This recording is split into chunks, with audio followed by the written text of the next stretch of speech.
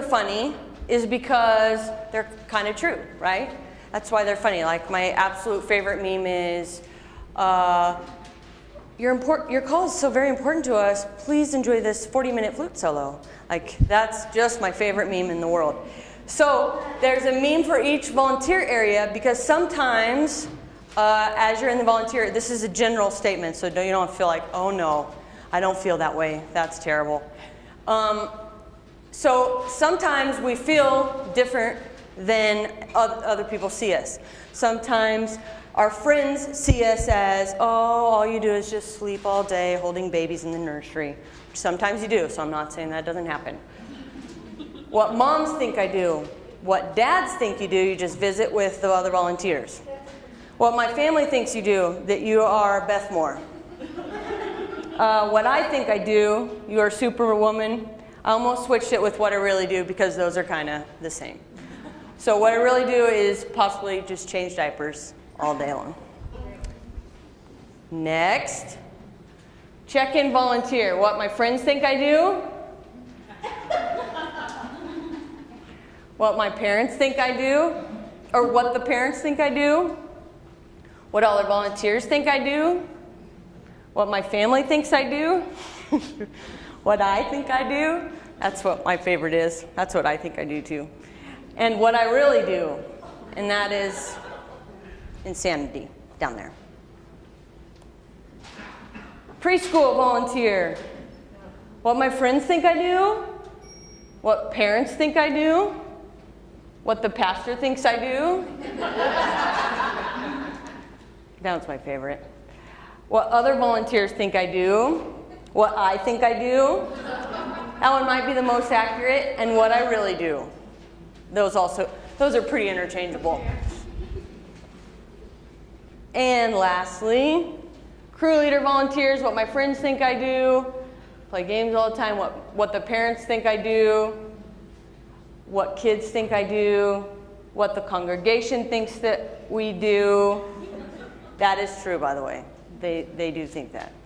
What I think I do, also interchangeable, what I really do. You are Jesus to those kiddos.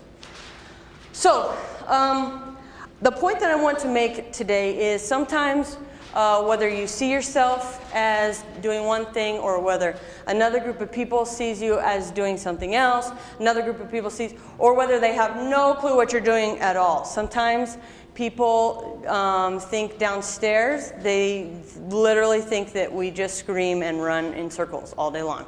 And it's true that some people really do. So what I want you first of all to know is that you guys are extremely important and you matter. What you do matters. This is also why we have trainings, because it matters that we're all on the same page. It matters what we think. It matters what we do.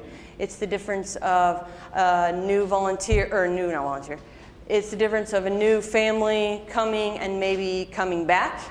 It's the difference of a kid maybe hearing Jesus for the first time, and it could be a difference of a kid going home and telling their family about Jesus and them returning. So it's a huge difference. You guys make an enormous difference.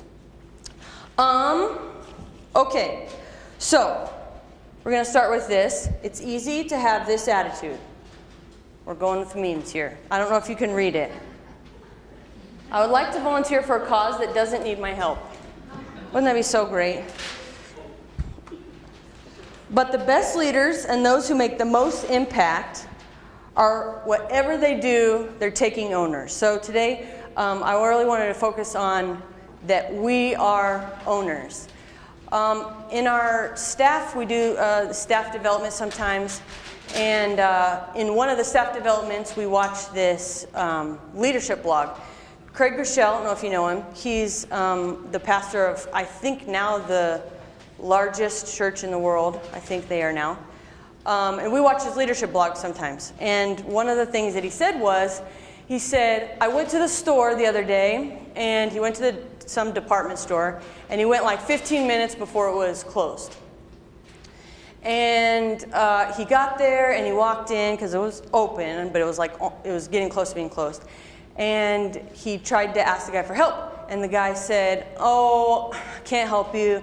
I shut everything down. And then Craig says, well, are you the owner, or you just work here? And he said, well, I just work here. And the point that Craig is making, and then he tells us, I didn't even need to ask him. I already knew that he was not the owner, because if he was the owner, then he would have taken ownership, he would have been very kind to me, he would have wanted my sale. But a simple employee, and employees do take ownership, so I'm not saying that.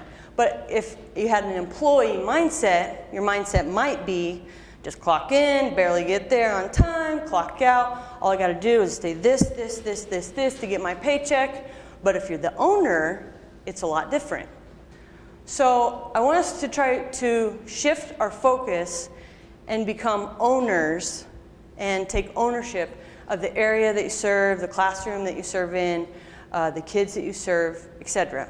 Because it's the difference of if you're just barely getting in, you may not even look at the kids. You're like, as long as they survive, we're fine today. As long as we survive, you just clock in, you clock out. They're alive, parents are alive, we're all okay, end of the day. Versus if you took ownership of your class, you get down on the kids' level, you say hi to the kids, you say hi to the parents, you greet new people, you are Jesus to them.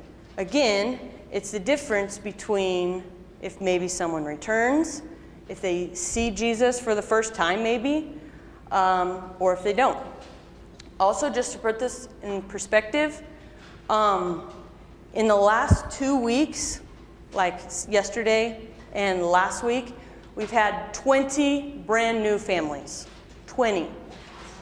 That's not even like 20 kids, 20 people, 20 families came for the very first time.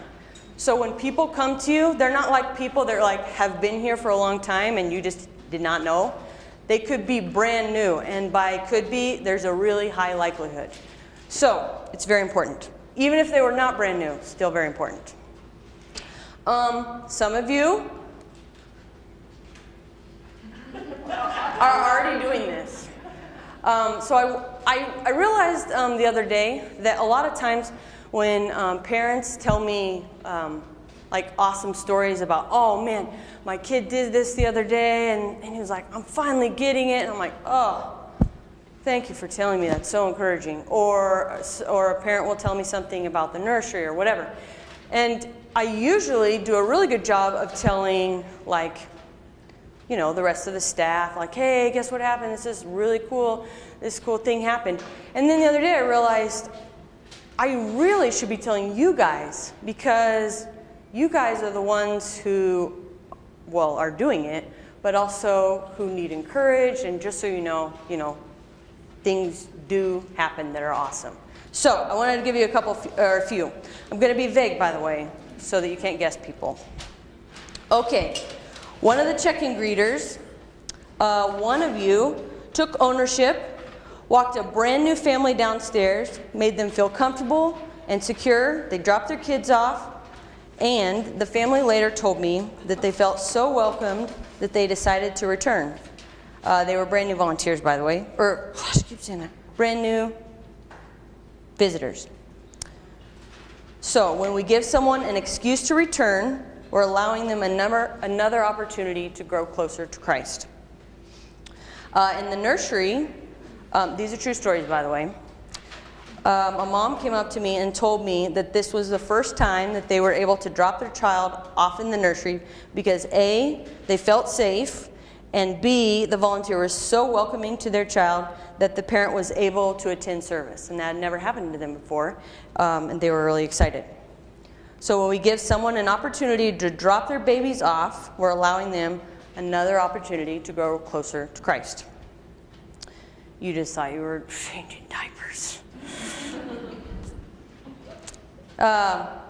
Downstairs in Kidzone crew, in 2017, 108 kids made decisions to follow Christ for the very first time.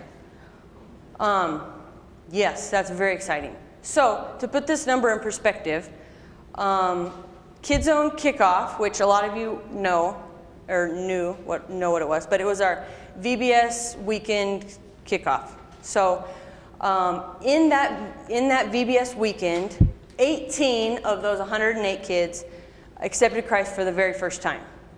So, what I'm trying to tell you is, all of the rest were volunteers like you who day in and day out make lasting relationships with the kids, and these kids in turn decide to follow Christ.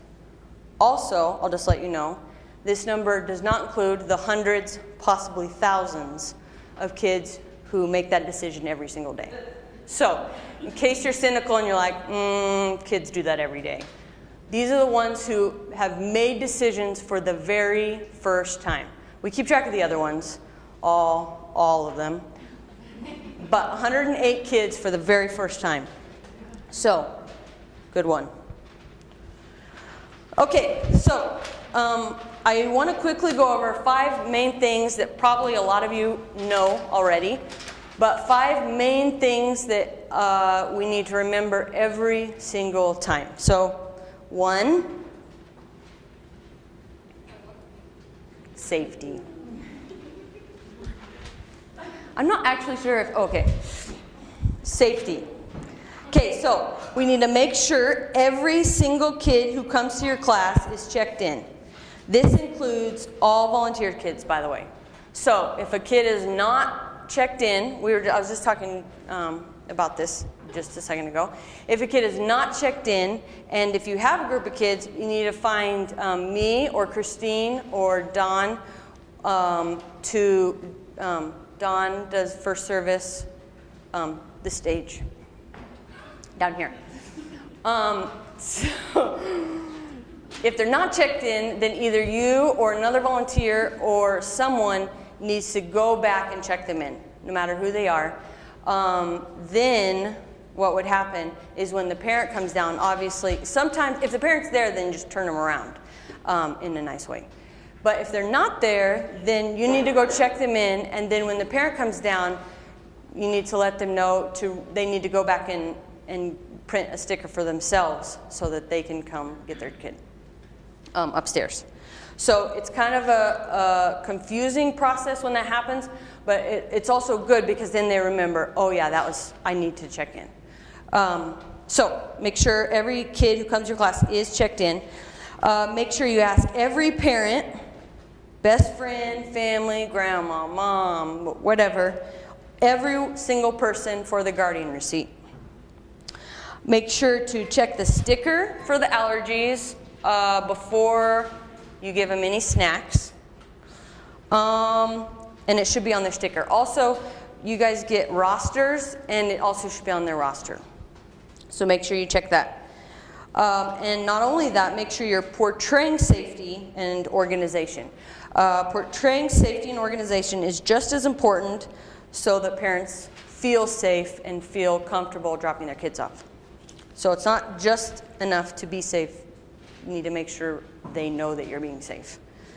Also, CPR, AED, first aid training we do once a year, so if you want to hone up your skills, or if you've never done it, or for any reason that you want to do CPR.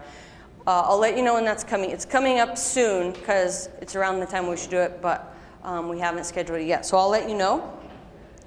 Also, in case you have not noticed, or if you're a fairly new volunteer, every single nursery has a camera.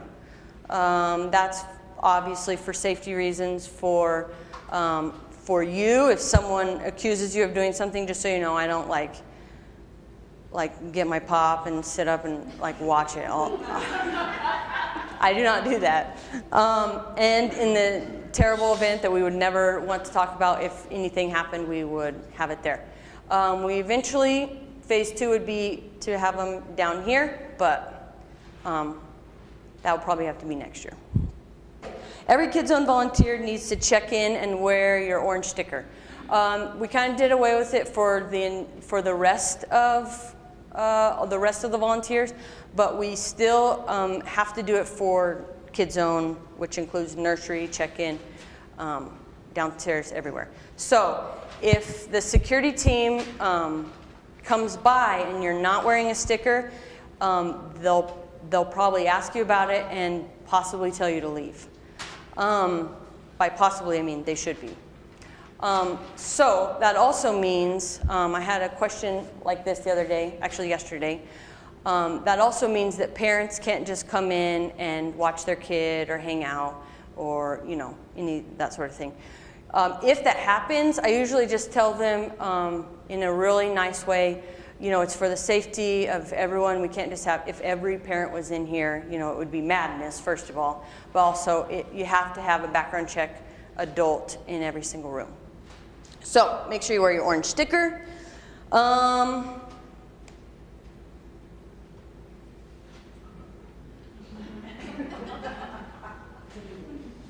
know some of you feel that this way. Number 2, it's about the kids. Be about the kids.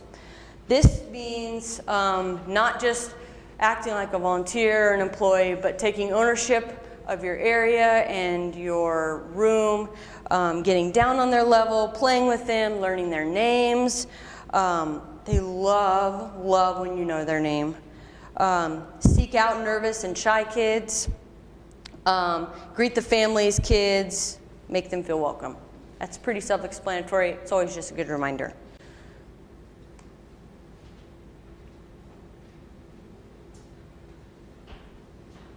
Stay thirsty, my friends. Okay, be on time.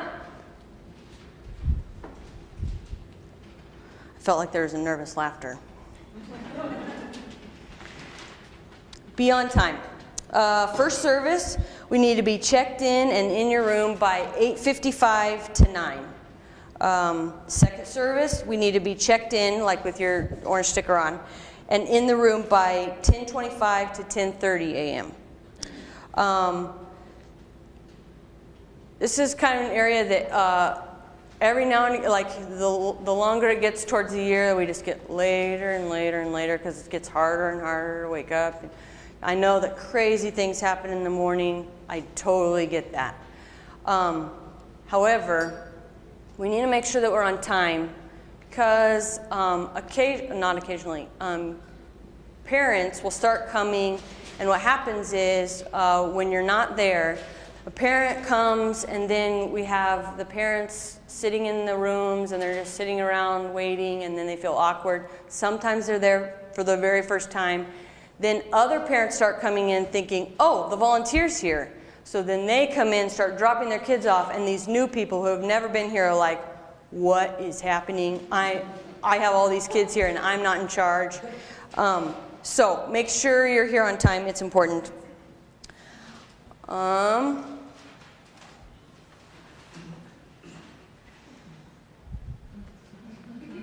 Your own discipleship and growth matters. So, join a life group, make sure you're reading your Bible at home, hang out with other believers, etc. Things to do to get closer to the Lord. Your own discipleship matters. And lastly, in the 5, blue books. So I went over, last time we took the time to all go over the blue books. We're not going to do that today. So if you do not have a blue book, or if you're like, oh, I did have a blue book, totally lost it, and I kind of want one, just take a blue book home. You could read all the way through it, or you could just read your area. It just goes over some things more in detail. There's one thing that I will say on the blue book that is incorrect, because I printed it last time and I printed a lot. So I'm trying to save I didn't want to print again. So the one thing that you should know is there's not a volunteer huddle anymore at this time. So where it says attend the volunteer huddle, just so you know, you'll be the only one there. Okay, next. I just wanted to go over a few new things that is happening / will be happening soon, so that you all kind of know what's going on, and when someone asks you, that you'll know what to tell them and you can tell everyone else, etc. First thing, some of you may have already noticed this, is text paging. We have already started, we've gone a couple weeks, we've already started doing text paging. That means when, for example, if you are a volunteer in the nursery and a kid is screaming and you're like, parent, please. Normally what we had been doing is you'd go to the iPad and you'd go to the little message box as if you were texting the sound booth. You text the sound booth the number, end of story. Then the sound booth would take the number and put it on the screen.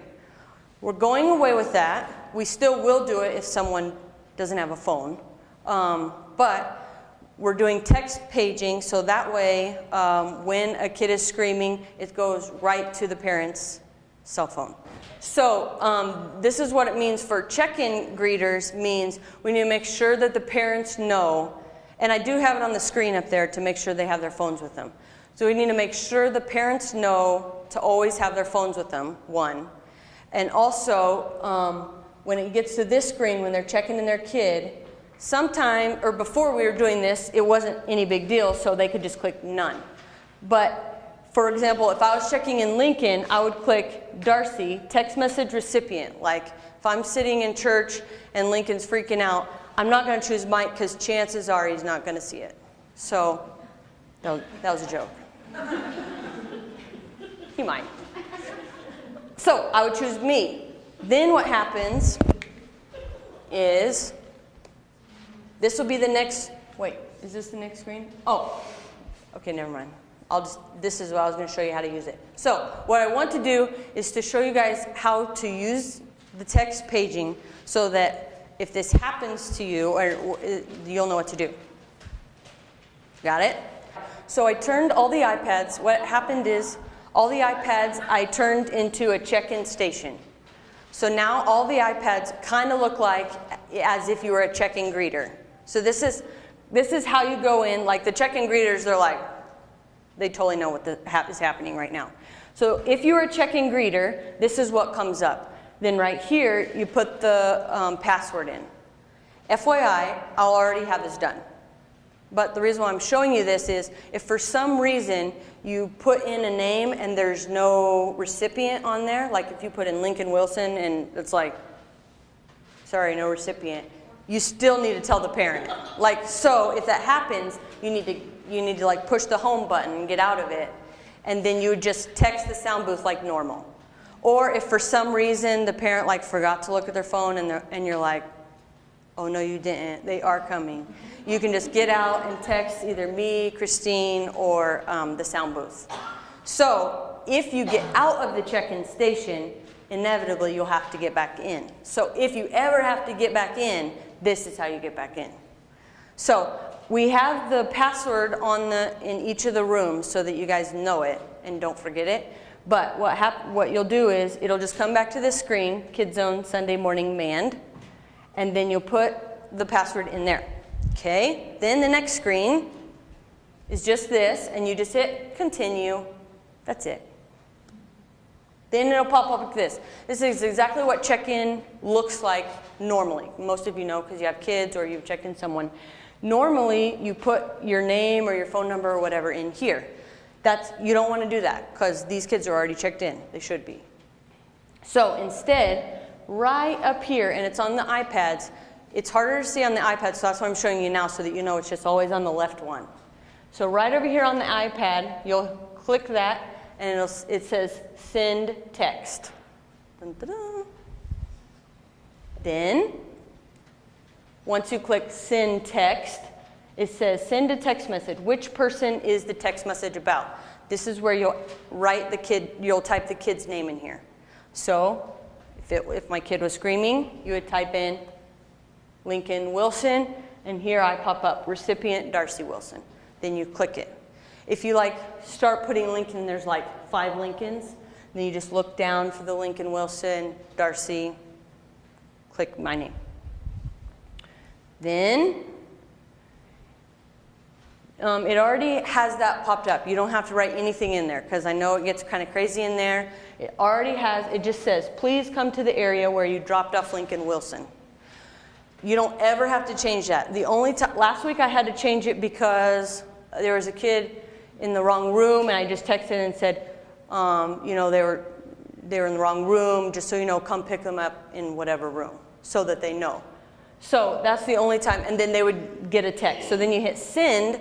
Once you send it, they get a little text, and it says, I can't even remember. Oh, I took a picture of it. But anyway, you just get a little text and it says this exact thing. Please come to the area where you dropped off Lincoln Wilson. And you're like, oh, then you go. So that's how it works. Like I said, if you do that and nobody comes, then you can text again, so they get another one, try again, or you can get out of it and you can text the sound booth. This is also good to know, to make sure you know, and to make sure kind of to pass along, to have your phones if you have a kid in the nursery or anywhere. Also, if they're in a Bible study or anything like that, if you check your kids in, then you can actually get on the text, because otherwise you'd never know. Sometimes we have like baptism classes or whatever. That way the parent will always get notified, even if they're not in the sanctuary. So that's the reason for that. Another just slight FYI, basically. If you noticed in check-in, you may have or you may have not, one of the slides that pops up is by checking in, you're authorizing your kid to have their picture taken, video, etc. The reason for that is we're starting to do a better job of like taking videos so that parents upstairs know what's actually happening. We've had a couple cases where parents like actually found out that their kid was learning about Jesus down here, and they were like, whoa, I had no idea. And suddenly we thought, oh, they really don't. Like, so maybe we should tell them. So we're so we're doing a better job at like recording things like that. And that's what it's for, just so you know. If, and this is why it's on the screen, if you're not okay with that, and if you're like, no, I don't want anyone to see my kid's face, please don't put them on a video or whatever, then when you go and check in people, you would want to know this as well. When they go into check-in, they would just simply say, hey, can you put in my notes right where you put if they have allergies. Put in my notes that like no pictures or something like that. No pictures or no photographer or whatever. So I'm going to keep that up for a really long time. That way people see it. And then if they do not want that happening, then you could make a note. Then we will know. So if you see that on their sticker, like no pictures, FYI, don't take a picture. Also, this isn't happening yet, but I think in the near future, soon, hopefully, we're going to start doing some sort of a quiet room downstairs in Kidzone, like before, there's like 15 to 20 minutes before each service, when kids are running down here and crazy running, which I love, get them all their energy out. They just run in circles and do crazy things. However, there's a group of kids, as you know, that sometimes come down, and if they're brand new kids, might be like, what's happening, Mom? I'm coming with you. And then they turn right around and go out the room. So to maybe help with that, we're going to start like a quiet room, probably just a coloring room with a volunteer. And for the kids who just don't feel comfortable being down here before we start, then they'll be in the room coloring or doing quiet things. We haven't done that yet, but we're going to do that soon. Also, two last things. Once a month, we started having new volunteer training. So that might not affect all of you, unless if you're a brand new volunteer. If you haven't gone through the new volunteer training, then you still will. And I'll let you know when that is in February. They're basically just, I didn't want all volunteers to just be like, and then you do this, and then you do this, because you already know most of it. So I just kind of wanted these to be the basic 5 things and the overall general sense of what we should be doing. So therefore, once a month we're having new volunteers, and for new volunteers that come, that maybe start next week and maybe missed it, you know. So we do those once a month. Lastly, you probably already noticed there is a visitor center, which is awesome. Ellie and Sarah and Anna do a super job at that. There's a visitor center. It's called the New Friend Zone, I think, ish. And that's where the cool chairs are, and that's where if you know of someone who is brand new, or especially check-in, if someone is at check-in that you know is new, you would know they're new because you're adding them in for the first time probably, then you want to direct them to the visitor center. Because in the visitor center, they can talk to someone about, any questions they may have. They get a bunch of free stuff. They get information on Kidzone, youth, anything they might need. And then also, if they want, and if anyone wants, they do tours around. Because we don't, in general, just have people just walking around just to check the place out because of safety. So we have tour guides who go around in between services for new visitors and that sort of thing. So if you come across a new visitor, you say, hey, have you checked out the new visitor area? They'd love to talk to you. They have some cool free stuff for you, etc. So make sure you pass them along to that. So to wrap up, I kind of went over this earlier, but I want to make sure that we all, this next year, 2018, I want to make sure that we all have an attitude of not just I clock in, I clock out as an employee, I just do my time, I do my thing, I make sure the kids don't throw up, aren't dead, nothing, and then I go home. But instead, that we take ownership of our areas. You get down with the kids. If you're in check-in, you're greeting the families, you're walking them down to the areas, you're going above and beyond as an owner would do. It really is the difference of whether someone could return, know about Jesus, and grow in Christ. So the last thing that I want to do as you're leaving, or we could take a little bit before, but on your table, on each of your tables, is a little sheet. You can pass them out. Actually, go ahead and pass them out. I know that all of you have a different group of people that you probably see on any given Sunday. Probably all of you people know different people in the church at New Life more than I would.